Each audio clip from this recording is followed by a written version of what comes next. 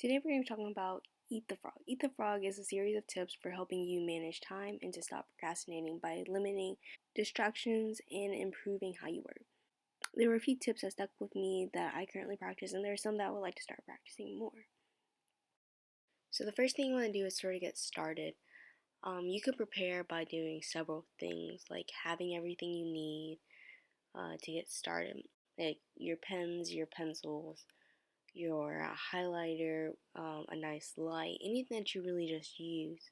So after getting all your materials together, you sort of want to clean off your workspace too, because I feel like a clean workspace would limit distractions, because I've always been a firm believer that a messy desk equals a messy mind, which equals work with lower potential or just lower quality in general, or it takes you longer to do this your work because you're distracted with all the things on your desk.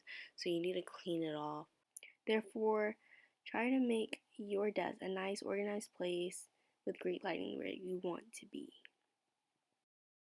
The next tip that stood out to me was to motivate yourself. I try to do this often, but I do fail. I get lazy, low on energy, and just overwhelmed. However, people always say, fake it till you make it. I feel like this is true because if you trick your mind into thinking the task can be done by you with quality, then you will. Self motivation is also good because you're your best supporter and your worst critic. You're the only person that will also always be there for you. So bring yourself up instead of down.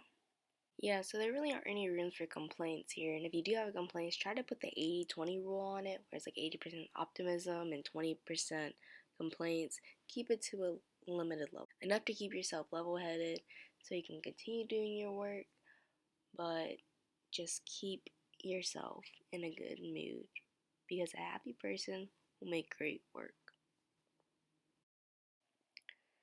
The last strategy that stuck out to me was creating blocks of time. I thought this was a pretty cool idea because you can set up certain blocks of time to do things you need.